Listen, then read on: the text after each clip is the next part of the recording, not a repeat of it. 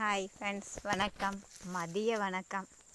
மணி பாருங்கள் 4 மணி ஆக போகுது. அப்பயும் வெயில், செம்ம வெயில். நேற்று இங்கெல்லாம் ஒரு கொஞ்சம் மழைங்க, லைட்டாக ஒரு அரை மழை இருக்கும்.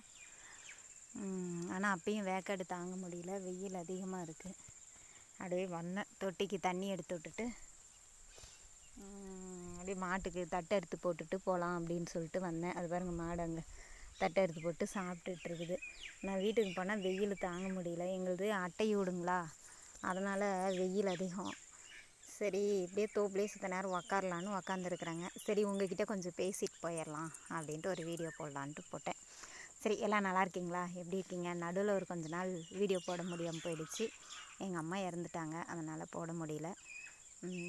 திரும்ப அடுத்த டைம் பார்ப்போம்.